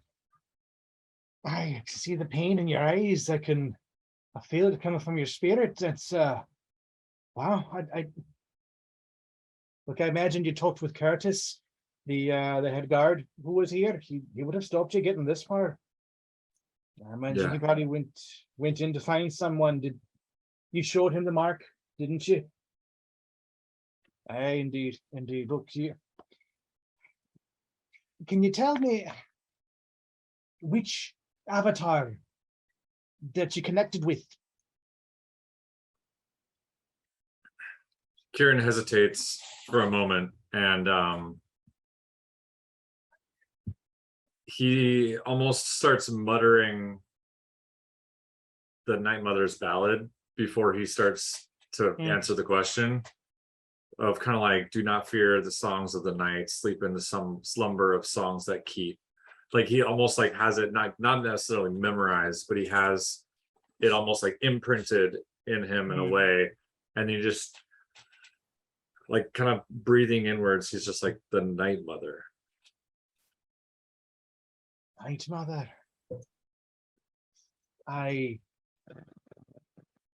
Not a name that I've heard in quite some time. It wouldn't be connected to. Hang on, I'm looking for my notes. You're good. You're good. She wouldn't have been connected with an individual known as Thunkao, perhaps. I believe Is that- so. So you've met a Thunkao then? I believe I've heard of a Thunkao. I haven't met this figure. You'd know if you did. Thunkao is said to reside in a realm between realms, to be a watcher, a protector of them, if you will, someone who exists in a point where they all will converge together. It is said that his spirit is what keeps us separated. There must be something wrong with it now for these cracks to appear. I imagine that the Night Mother and this connection with you runs deeper than even might you suspect, my boy. Look, we will definitely get you to see the High Priest. But unfortunately, right now, she's at her father's side. You see, our Princess Zelda is our highest priest that we have, for she being a direct descendant of Hylia, literally being the embodiment of our goddess inside her. But her connection has waned as of late. Do you have any insight as to why that might be? I'll kind of relay the situation with us, being chained up, and the ritual and some of those elements, and that Princess Zelda was there, and even Link was there. And I'll kind of relay a little bit of the like feeling from the spirit of courage that was within me too, and tell her about like what transpired and how it kind of was, I guess from my perspective, tearing Hylia apart or pulling her somehow in some way. There'd only be one who'd wish to do something that vile. That would be the force of calamity, the one we call Ganon. Though we thought maybe perhaps that in this cycle we'd be free of his tyranny, but it appears not. You have gone through a great ordeal, Kieran. And I can see that the spirit of courage has chosen you for a reason. That mark doesn't just appear on anyone. You wouldn't have happened to have found the others who bear that mark with you? Yes, they're part of my party. Really? Estrella and Grim. Those other two. I understand. That's why you're brought here then. Then the three of you must speak with the High Priestess. And we must get to the bottom of this immediately. Grab your friends. There's no point for you to go alone. These are questions that are beyond just needing for you. I'll be here. I'm going to go towards the sound I probably inevitably hear of the Nurple Torple. And I will assume that is probably the doing of my friends, and I'll go try and track them down. And that you can easily do. In fact, you see Captain Cassire come out of the tent and move over. You can also see from your vantage point Grim and Estrella sort of moving out into the rest of the refugee camp to look for things to do. Nim, as you go inside Seth's place, he leads you over to the counter. But behind the counter is a piece of tile that's about, I'd say, like an arm, kind of like a forearm, and just a tad bit wider than that.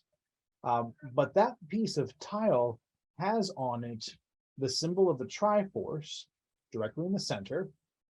And then around the outer edge, as it kind of comes up and down from the top and bottom of the Triforce, you see script, elven writing.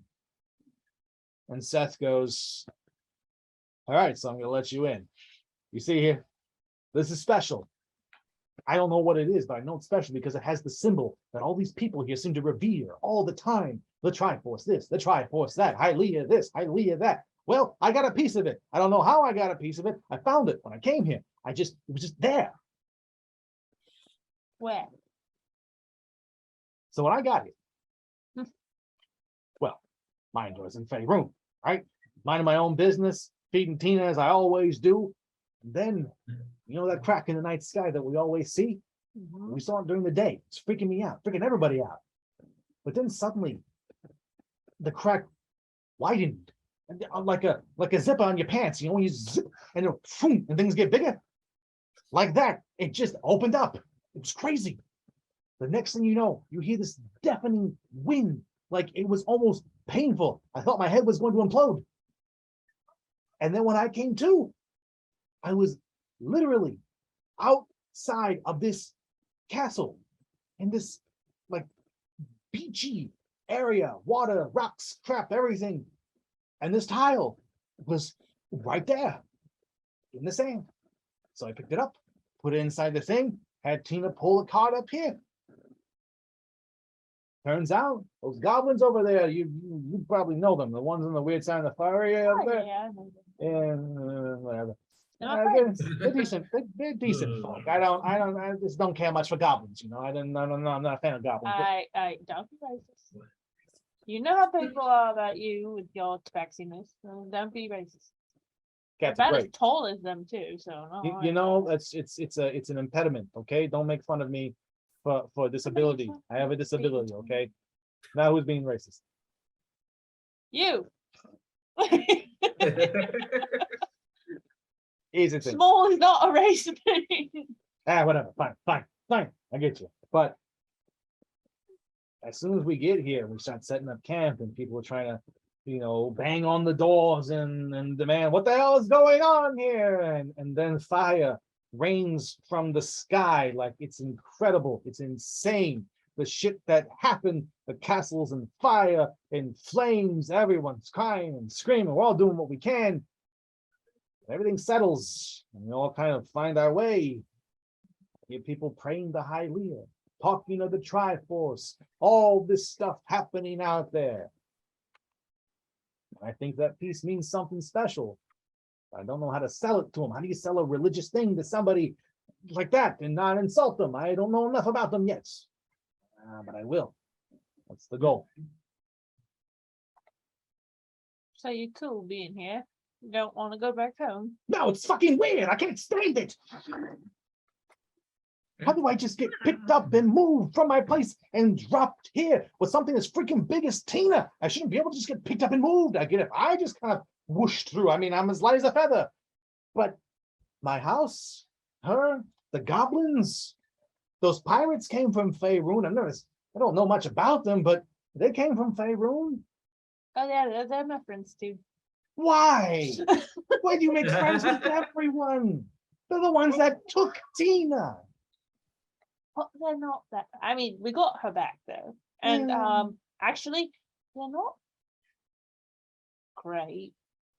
They kind of stole us, and then because they kind of needed us. But then I made friends with them, and then they kind of crashed, and the captain's kind of not okay, and yeah. Around that time, you hear the yowl. Yeah. The yowl heard round the camp. What's that? Oh. if you look out the window, you'll see the captain kind of come out of his tent. And, See, there is the blue one. yeah, I remember him. The thousand curses upon your lineage, may you all shrivel and fall. So here's the thing. I don't know what to do with it, but if you're interested in it, have it.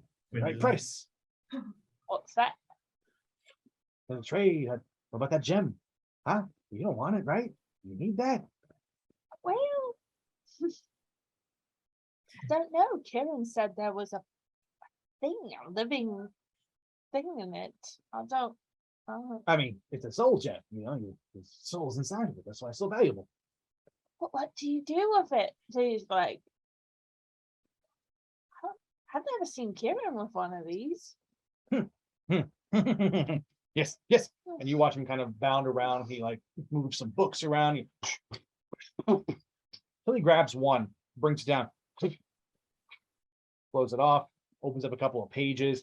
It's all written in Tabaxi, in this kind of like literally like a cat scratch looking type language.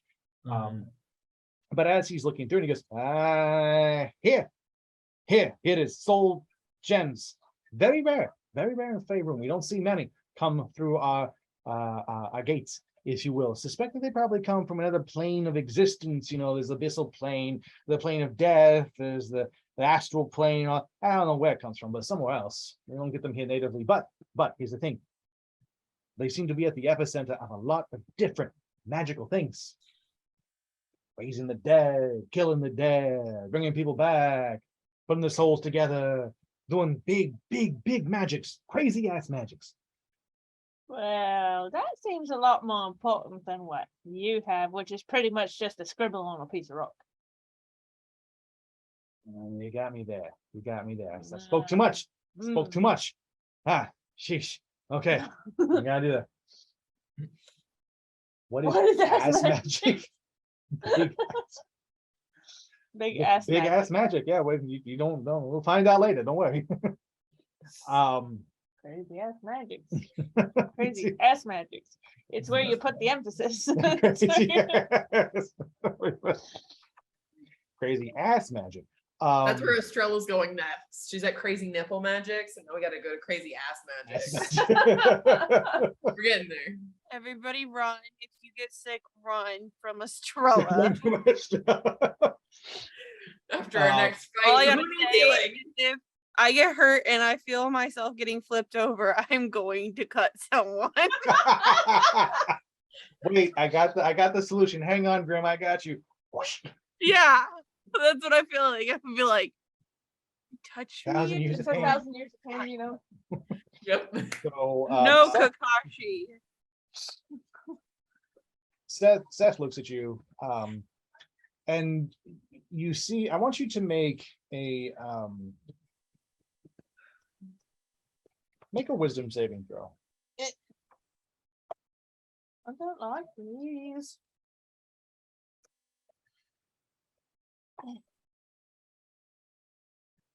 19 plus 3, 22. 22. You are fully aware of what happens next.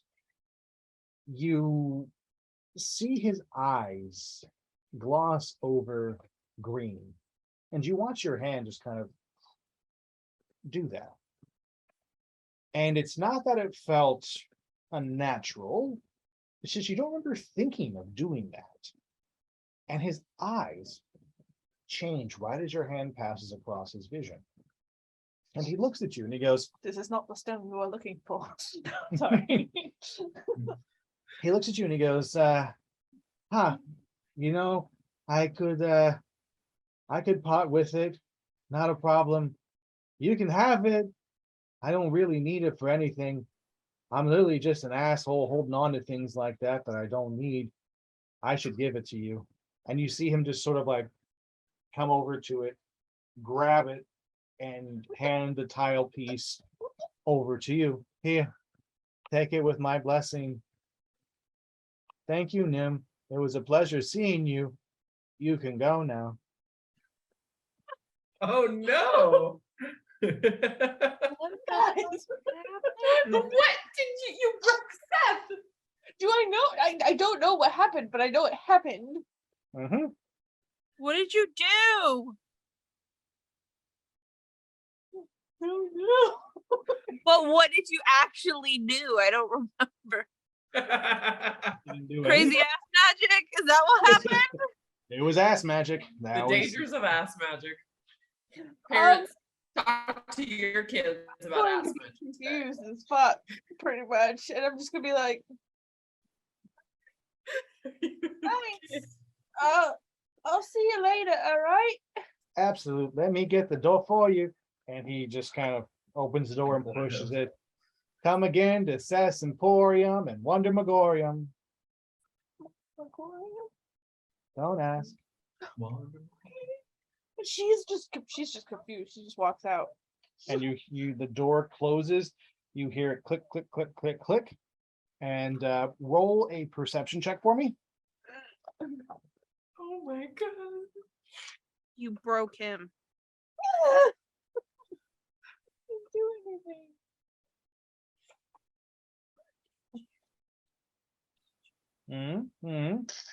Share with the class. You got a 1. +6. You got a 1. But you got a one. You hear nothing else. As you walk away, you are swept up in the crowds as they mill about and everything in your confusion. And there's nothing else that you see, perceive, hear.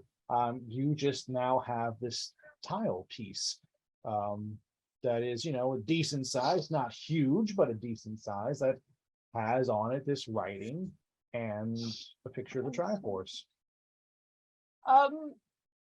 Everybody else is over there, right?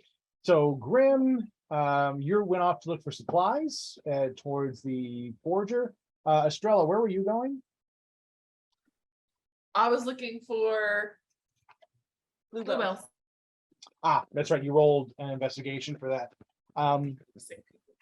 So as you're kind of looking and investigating, there are definitely a lot of patches of flowers here and there that were untouched by trampled feet or any of the fires that were happening the previous days.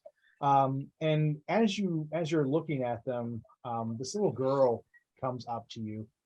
Can't be more than maybe 5 years old.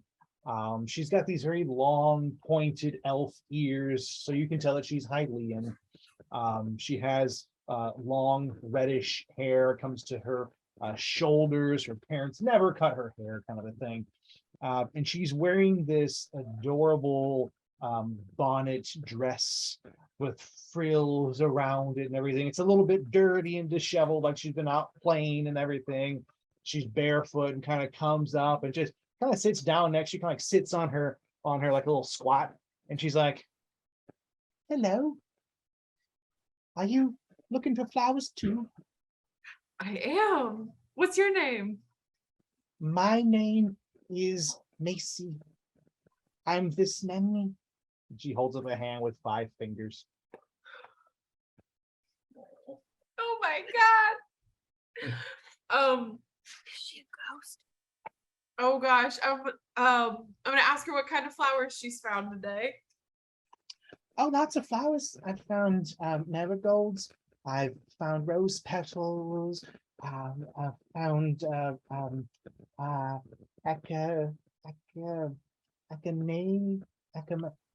I found another one's purple. The pretty purple flowers. And then I got Mama these orange ones that grow wild out there. I don't know their name, but they're very pretty orange flowers. My mama loves flowers. I get them for her all the time. You're so sweet. Have you seen any blue flowers around here? Blue flowers. Blue. Blue like this. And she kind of like lifts up her skirt a little bit and shows you her she's got like these little Bloomers? it's not like a stocking, but it's like a wrap around her leg. That's this bright blue color that you couldn't see before. And she's like, "Blue? Yeah. No." Got him. Oh, that's That's okay. That's okay. I'm looking for some blue flowers today. Blue flowers. No, no blue. I have not seen blue. I'd like blue flowers. Blue's my mama's favorite color. Blue. I like blue. Blue. And you hear this lady's voice, Macy, Macy, and you see this woman who looks like the spitting image of her daughter. This redheaded, long-eared woman who is probably somewhere around your age, you would guess, kind of walk up. She goes, I'm so sorry. Is my daughter bothering you? Macy, I told you not to leave too far from our tent. Oh, she's not bothering me at all. We're just talking about flowers. Oh, she does love her flowers. Yeah, Mama, flowers. She likes blue flowers like you, blue like this, blue. And she like shows her wraps again. She goes, blue flowers. We haven't seen any blue flowers. And the mother gets this look on her face like, no, we have not seen any blue flowers today. And she looks at you and she goes, she's so precocious, this little one. I swear, but she knows her flowers. She knows them pretty well. Blue ones you were looking for. What particular species? I happen to like flowers myself. I'm curious. Bluebells. Bluebells. Bluebells. Are you sure that's a real flower, dear? Oh, is that not a flower here? Interesting. It's blue. I happen to be a Shaped like botanist. a bell. I would know the different types of flowers throughout all Hyrule.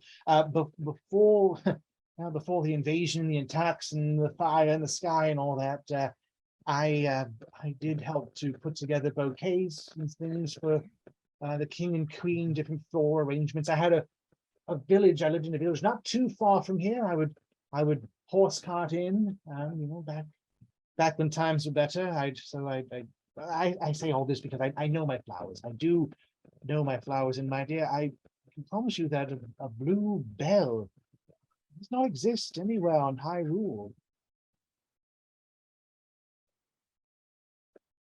Dang it, I hoped it would be that easy. Estrella will tell her she's not from around here, so she'll keep looking and she'll thank her for her help. Yeah, all right, we've had a lot of people from not around here. I can tell by your short ears. I've never seen elves with ears so short until your kind came in here. It's fascinating. I wonder if we had a common ancestor at one point that traveled a realm or something like that. Wouldn't that be interesting? That'd be so great. Anyway, I'm gonna go head on back now. You good like any particular reason you're looking for this flower? Something from home? Just something you miss?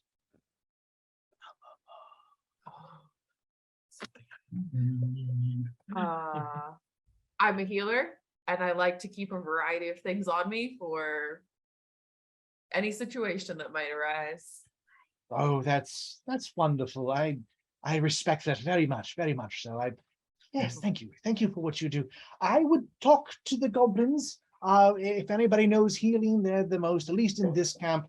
There may also be a healer in the castle. Normally there is one, an archmage who deals with healings, but it's been so long since I was allowed in the castle. I don't know who's still there and who isn't. The doors have been closed for some time now to only those who are most essential. And well, flowers aren't the most essential during this time, I'm afraid.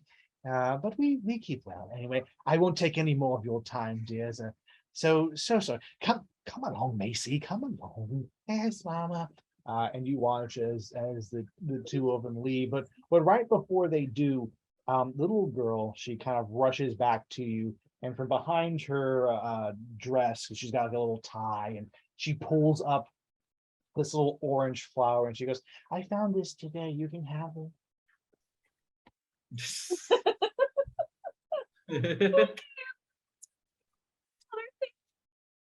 Okay, bye, short elf lady. Bye. And she runs, catches up with her mom, and her mom just smiles at you, and the two go back to where they were.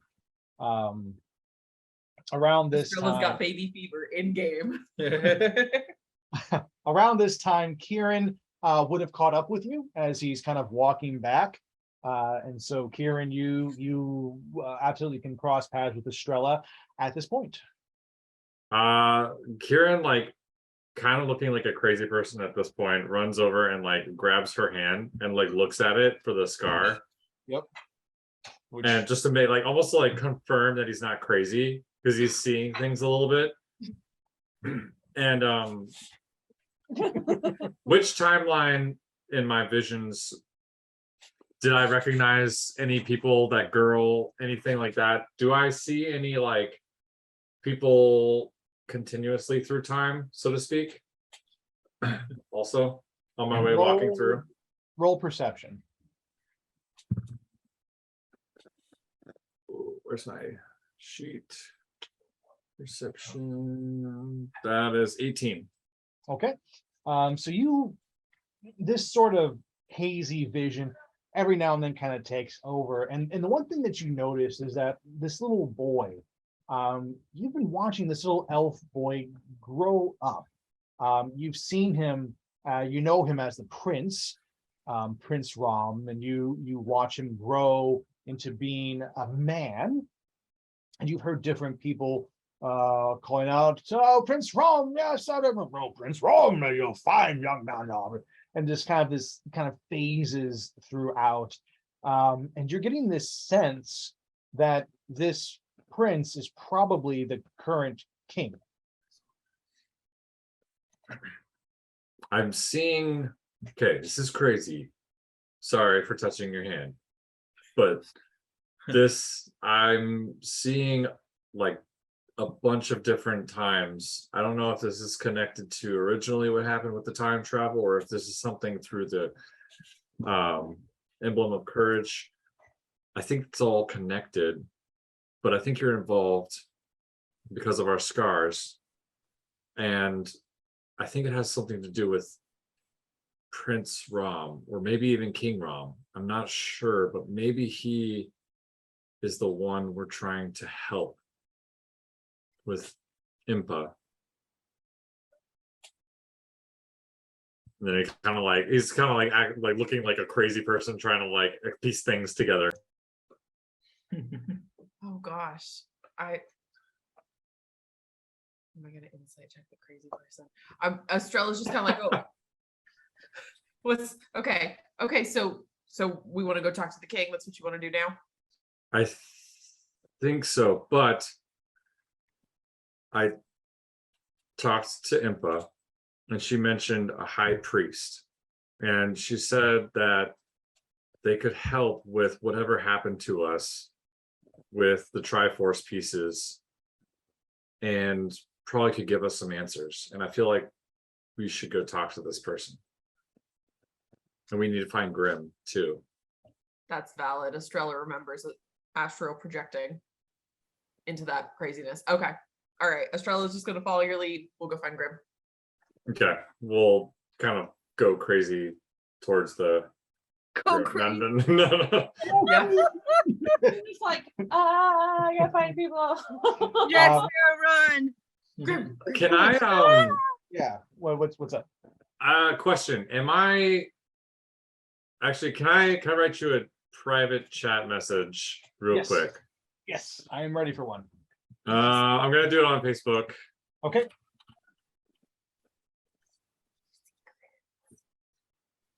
Private messaging. Secret. Oh, that's what I do with Chris all the time. Yep, and I just responded to yours as well, Oh. Melissa, I saw. I was just saying. That's how we communicate about the weird stuff I come up with. Okay. Can I it says that I can bring someone into it with me. Yep. Since Estrella and I kind of had that experience earlier, I'll invite her into the spirit block with me so she can see what I'm seeing. Sure. Them balls. I want Estrella to give me a wisdom saving throw. Okay. And basically, so I'm imagining, Kieran, that you just kind of reach out and grab her to like, yeah. What's your throw, Estrella? Impressive. Oh god. Natural 20. Nice. So Welcome to the crazy. I want to As be a part of the crazy. We both look like that guy from the Aliens documentary. as Kieran touches you, Literally Um, mind blown. the two of you, having been in the astral plane together, having gone through the adventure that you have thus far, Australia, you can feel and you quickly attune to his spiritual energy. And the minute that you do, your vision hazes over and you see this Prince Rom that Kieran was talking about. And you know it, you can feel it, that this is who this person is. And you see a young boy come up to the prince. And very much like the girl came up to you, this boy has blonde hair, a kind of a tealish tunic, kind of looks similar to Link, but very small, very young, very, very young. Probably older than the girl who came up to you, but not by much.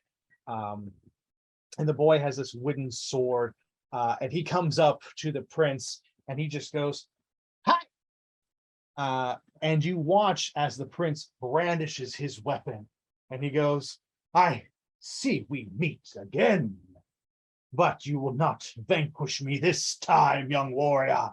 And the two of them start to play fight and move around each other. And you can see that this boy is actually a lot better than a little kid should be. He's quite skilled with the sword for his age. And you can see that the prince is having fun and has almost taken this kid as like his ward. You know, there's definitely a sense of almost a brotherly or fatherly type relationship. And the two of them continue their play act, and the two of you just sort of follow and stay with them. And they're moving towards where Grim is, to where the forge is being set. But in this time, this was a training ground, and there were dummies that were there for practicing sword fighting. There's archery targets in the distance that you can hazily see. And you watch as the prince is skewered by this young Link, you know, and he falls over. Oh, you got me again. And he gets up quickly and he goes, "Link, you have improved greatly. There's still much you need to learn if you wish to be captain of the guard one day. Let me let you in on a little secret." And he bends down low, and the two of you get closer to him. "I think I have a lot to learn too before I become king, so maybe we should learn these things together. What do you say?" And Link just looks at him and goes, "Hi." And that's where the vision sort of fades. And as the vision fades out, you see Grim, who's standing there, and she's looking over the weapons. Grim, what is your purpose here with the forge? What would you like to do? What are you looking for? What is the lens? Oh my God. What? I was just looking at weapons. That was the closest one I had. There you go. Was that Picture was that that on in your room? safe, you know? Did you go get it? I'm not gonna say it's just laying by my desk, but But Uh-huh. it might have just been, you know, it's just in my room. Always within reach. Yeah, Yeah. it's my bedside table kind of weapon. I would have Which mine is still nice. accessible, but I have a 2-year-old that runs around Oh, my house. yeah, no. Yeah. No. He can reach the sink now, and he got a hold of a kitchen knife. oh, And I was scared for my freaking life. I was gonna say not for his, for yours. oh. It's okay. That's why like children He's like, give me under, more Cheerios. I don't know, our house isn't right for that. It is not. Like, if your kids aren't like at a certain age, our house is just a death trap. So Grim, what is Grim doing? So you're looking over the weapons. Are you looking to Yeah. purchase or just seeing what's there? Just seeing what's there. So there's the roll investigation just to kind of Now peruse the first roll of the night for you. for me. Sorry, let's be more specific.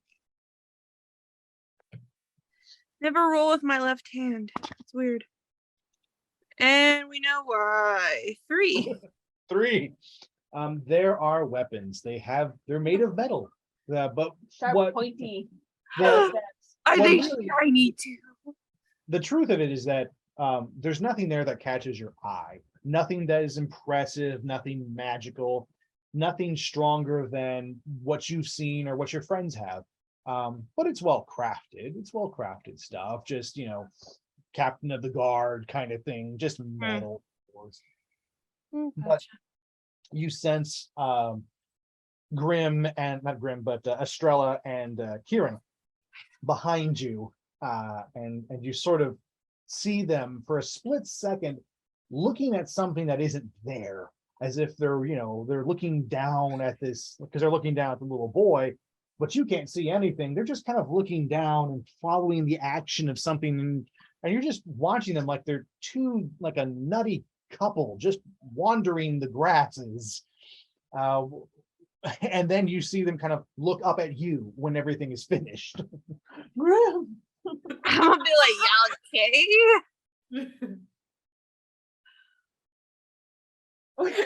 Talking to you. You're saying that to me, sorry.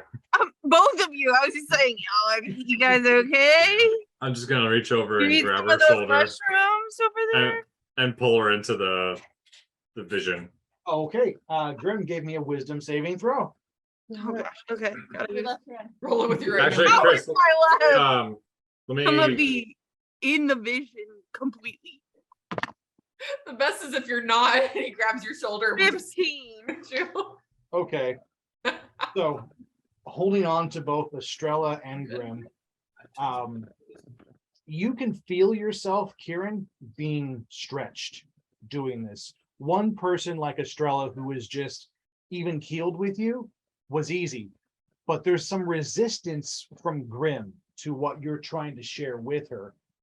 And as a result, you take some damage as you force her in. You can feel your spirit kind of overextend and kind of like, you're going to watch this shit. And as such, only 3. That's not bad. You take 3 points of damage for this. Could have been worse. And Grim, you are immediately thrust into the same historical context as Kieran and Estrella. You see the boy that they were looking at and this prince, and you immediately know in your head that's Prince Rom. Of course it is, and that is Link, his ward, who he's trained to be captain of the guard. And you watch them going over to the training dummies that are in the back, and you're watching the prince teach Link some movements and some forms and techniques and look over them. And in the distance, you can see the archery field. And for a split second, you turn and look at the castle, and it's perfect. There is no blemishes, no fires. It shines with almost a golden radiance. And you see the place the way it was supposed to be. And you think, I've been here before. I've seen this. I know what's going on. And you almost look around expecting to see Ganon or expecting to see Alexander there because they were with you last time. And in that moment, Kieran loses his grip on this ability that he has, this spirit walking, and everybody is thrown back into the normal timeline. And you all just stare at each other. We all just had a "That's So Raven" vision moment where we were just What did she used to make her face was like? oh. Anyway, I'll kind of relay what I said to Estrella earlier to Grim about seeing the high priest about these, and I'll kind of point out the scar.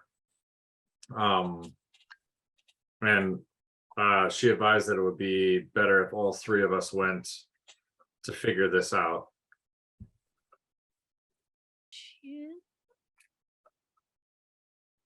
Yep. So After where is seeing that, let's go. Impa is still by the gate to the castle. Okay. Are we going now? Want to ride this acid trip a little longer? That's what I was thinking of, like your trip. Sure. Why Hell not? of a drug, man. So Yeah, as I'm apparently the druggie now. that and spirit walking. Who knew? As Do I see any of you so what you see Is us It's like guys, crackheads? as you come out, you see the three of them, Kieran holding on to the two ladies, and you see them all staring at things that aren't there, and then coming to and having this talk that's just out of your range, and all kind of agreeing and heading towards the castle gate with purpose. And they think I'm the weird one. I'm just gonna kind of walk with them, but like kind of behind them. But I'm also keeping an eye out for Yasin because I don't like. I see those three, but I'm like, where's the blue boy? Where is he? Fish There's boy. the blue- Yasin, so what is it that you want? He's still getting drunk with the captain Yep. or what? Tell me two things. One, I want to know what you want from the captain. Two, the captain has been continuing to refill the glass each time it's gone empty. Have you continued to drink with him, or have you stopped at, Damn, once that or doesn't sound twice? In his wallowing over his ship. Oh yeah, they're both just crying. She was so well crafted. Just sitting in there crying now. I love you, bro. Great captain. You too. I'm gonna say that in this case, Yasin, since it's like it was midday, I'm gonna say Yasin didn't drink. All right. Okay. Cool. So Respectable. Respectable. Cassian, Persian Cassire is he's drunk as hell. He's had about over half the bottle on his own. You stopped after two, very respectable. And he's just, he's just drinking out of the bottle at this point. But he's looking at you very intently through a bit of glazy eyes, and he wants to know, what is it that you want? And the two of you have spent time reminiscing about the ship, what it was like to be on the open waters, tales of the different adventures that you've had. And now he's like, my boy, it comes down to this, Savvy. I owe you a life debt. And I don't like to not giving to the not giving, that's weird. to not repay those debts. Right? So tell me, what is it you desire most? And good old Captain Cassire will get it right for you. As your women, jewels, weapons, a ship. Name it. I'm not. Oh, he is gone. Yasin's going to consider. Yasin's going to consider him for a second, and then Yasin goes to like stand up, and he goes, well, first, Persian, we gotta get you back to full health, because right now you're too broken. The rocks did a lot to you. They did. I probably deserved it, but the good news is this, and he like points at his nipple, and it's finally stopped hurting. So great right now. Eventually, I'll have to talk to Estrella about that, because that's not okay. you told. You told. But I'll get better. What do you want? Because if it's my health that's not good enough, on my honor, I have to do something for you. I know, Persian. That's the first thing. The second thing is, once we get back to Faerun, I'm trusting you to become captain again of a new ship, but someday I'm coming back and we're going to work together. So I need 2 ships. You want to start a fleet. You want to be like an admiral of a fleet. We're starting a fleet. Businessman. Yeah, Get you a hat, a really big big hat. hat. And we're going to be greater than anything Greg ever did. Yes, yes. I Old love it. Spiky Greg. And he takes out a knife from his side, cuts his hand, and puts it down onto the table and holds his hand out to you. On my blood, this will be. I take the knife and I match. Well, yeah, you know, it's dramatic. And we. There aren't enough nipple twists in the world to save you from whatever hepatitis you were about to get. Oh, well, I'm water. Wait, Janant. what? Didn't Chris earlier just say that all like survival things would be much more difficult? I know. Now you have hepatitis. No. +5 blood damage. The captain stands. He's a little shaky at first, but then he stands firmly and he holds your hand. He looks you in the eye and he goes, "We're brothers now. You saved my life, and I make this pact with blood. I will not rest until I've gotten you your fleet. You come back, sir. You will be an admiral, and I will be honored to serve with you." And then you just watch him go, "Okay." And then he like sits down. He falls back. And he sits down and he goes, "I'm going to get to that healing part now, right now." Where's the And he rum just leans forward and just like lays on the table and he goes, "Just a short nap." And he's out. But he has claimed to make this blood pact with you. So we'll see what becomes of it. This is genuine. I will let you know this is 100%. You know, this is a genuine thing. He's not going to betray you this time. He's not going to do anything. You have a true ally in Captain Persian Cassire. I've taken Yassin's gonna win this D&D game through friendship. And friends we made along the way. The friends we made. I've taken a shine to him. He's Do you stupid. leave at this time? I Do love you leave him. the tent, or are you going to poke him or leave the tent? What's your plan?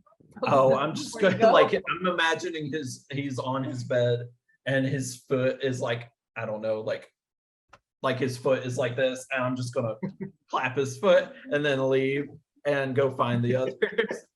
Like So as you come out, you see the trio of Estrella, Grim, and Kieran kind of walking past the tent and heading towards, and they all have almost a bit of a glassy expression about them, having all seen this vision and almost continuing to see it in a way. It's weird. As the three of you look at this castle, it's almost hard to focus on what is and what was, and it's this weird dual focus thing that's happening. But you can also see Nim as she pops out of Seth's house and sort of runs towards you as she was looking for you. So Nim, you see Yasin, the two of you meet up. I don't know what they're doing. yeah, I was about to ask you the same thing. Like They look a little. What are these shops selling? Like,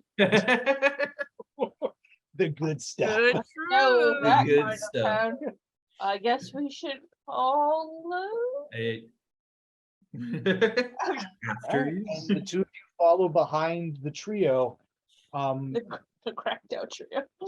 By the time all of you arrive, the full gates open, which gets the crowd that's outside to kind of gasp a bit into quiet. They've never seen the gates open fully like this. As it happens, there is both Impa, a almost this honor guard procession that comes out with her, and a individual that none of you have seen before. He is shrouded in black. You can't see many of his features, but he looks priest-like. And as he comes out, he speaks in a very powerful and commanding tone so everyone can hear. And he goes, "Citizens of Hyrule, it is with deep sadness and regret that I bring this message to you. Oh. Our king has died. We grieve as a people, but rejoice in the rise of our princess. And as he steps back, Zelda steps forward with this giant crown on her head. All hail Queen Zelda! Let me just say that music was perfect.